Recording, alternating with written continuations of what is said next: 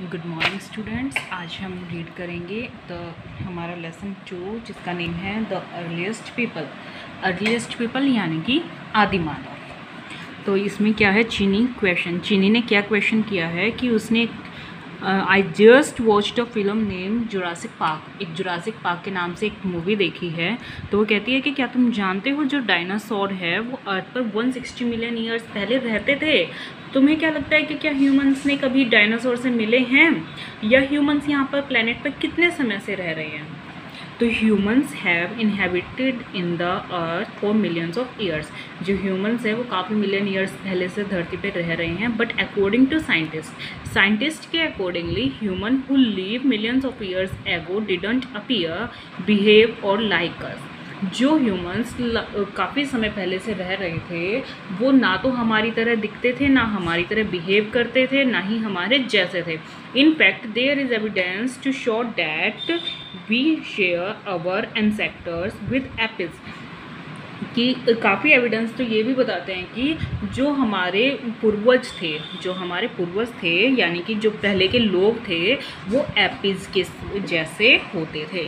Beginning of human journey की beginning कैसे हुई।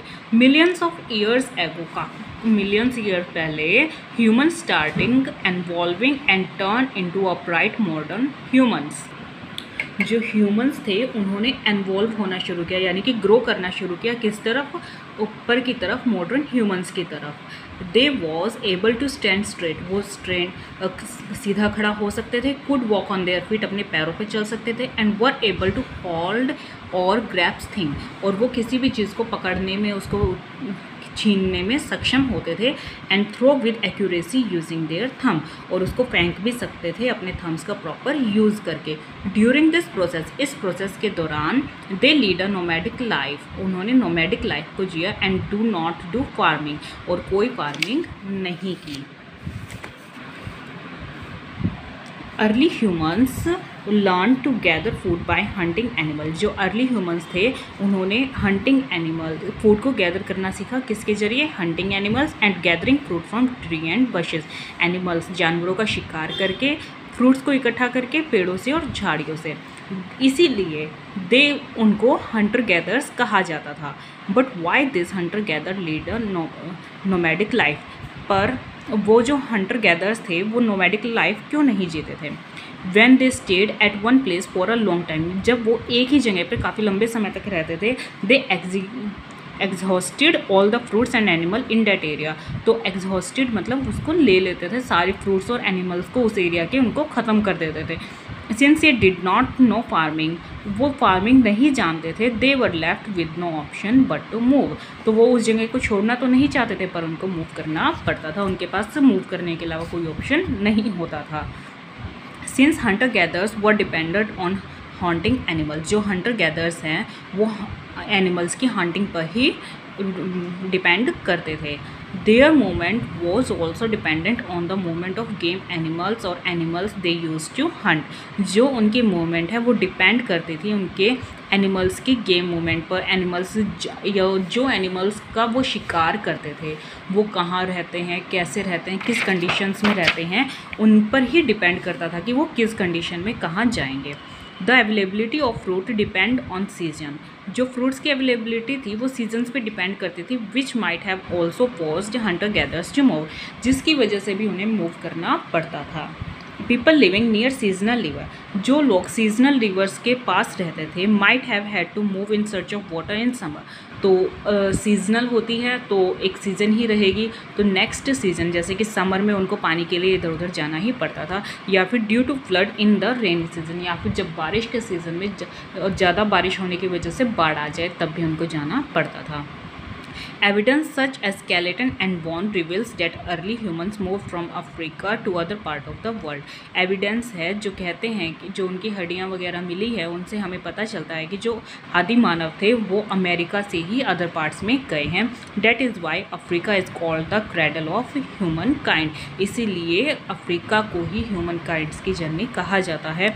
होमो सैपियंस और modern humans migrated from Africa about 2 lakh year ago. जो होमो सैपियंस थे या जो हमारे जैसे मॉडर्न ह्यूमंस हैं वो अफ्रीका से कितने साल पहले आए थे, माइग्रेट हुए थे लगभग 2 लाख साल पहले। 2 लाख साल पहले जो ह्यूमंस थे वो अफ्रीका से वर्ल्ड के अलग अलग कोने में फैल गए थे।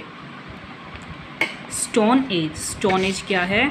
इन order to carry out task as human and gathering fruit, जो ऑर्डर है, टास्क हमें मिला है ह्यूमंस को फ्रूट गैदर करते थे, hunter gather starting using stones to make tool. वो उन्होंने क्या किया, स्टोन्स का यूज़ करना शुरू कर दिया, किस लिए? टूल्स बनाने के लिए। This stone tools have been discovered by archaeologist during various exhibitions. उन्होंने जब आर्कियोलॉजिस्ट थे, जब उन्होंने खनन किया यानी कि और उनको गहराई से खोदा ढूंढा, तब उनको बहुत सारे ऐसे स्टोन टूल्स मिले हैं। Early humans used them for cutting meat and bone, scraping tree bark, chopping fruit, and making spears and arrows, which they improved with time. वो इन स्टोन टूल्स का यूज़ किस लिए करते थे? मीट और हड्डियों को काटने के लिए, पेड़ों की छाल को छीलने के लिए, फ्रूट्स को चॉप करने के लिए, और मेकिंग स्पेयर्स एंड एरो, और जो अपने टूल्स हैं और टूल्स हैं उनको बनाने के लिए, जिसको उन्होंने टाइम टू टाइम इम्प्रूव किया है। The period of human development is based on the study of stone tool developed by them. जो ह्यूमन डेवलप्ड है वो स्टोन टूल्स की स्टडी के साथ साथ ही डेवलप हुआ है। जैसे जैसे स्टोन एज डेवलप हुई है उसी तरीके से ही ह्यूमंस भी डेवलप हुए हैं। Therefore it is called the stone age, इसीलिए इसको स्टोन एज कहा जाता है। यानी कि जो ह्यूमंस थे वो पत्थरों की वजह से भी जल्दी डेवलप्ड हुए हैं। उस समय पत्थर डेवलप किए उन्होंने, पत्थरों से नया नया यूज़ किया, पत्थरों से पहले चक्कू बनाया, फिर उसके जो अपने हथियार थे, टूल्स थे वो बनाए, वेपन्स बनाए। जैसे जैसे वो उसको इम्प्रूव करते गए उसी तरीके से वो उनके खुद में भी डेवलपमेंट आती गई, वो खुद को भी इम्प्रूव करते गए। इसीलिए इस टाइम को क्या कहा जाता है? Stone age. इसको 3 फेजेस में डिवाइड किया गया है, old stone as, middle stone as and new stone as. जो ओल्ड स्टोन एज है वो ग्रीक वर्ड पैलिलियो से लिया गया है, जिसका मतलब है ओल्ड, और लिथोस इसका मीनिंग है स्टोन यानी कि ओल्ड स्टोन। पैलियोलिथिक यानी कि पैलियो ओल्ड और लियोथिक स्टोन, ये ग्रीक वर्ड है। आगे है मिडल स्टोन एज या mesolithic age. Meso meaning middle, middle, और लिथिक का मीनिंग हम ऊपर पढ़ ही चुके हैं, स्टोन यानी कि मिडल स्टोन।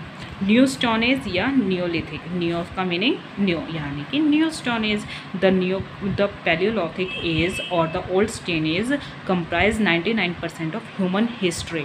जो ये पैलियोलिथिक और ओल्ड स्टोन और एज थी, यहाँ पर ही 99% ह्यूमन हिस्ट्री कंप्राइज करती है।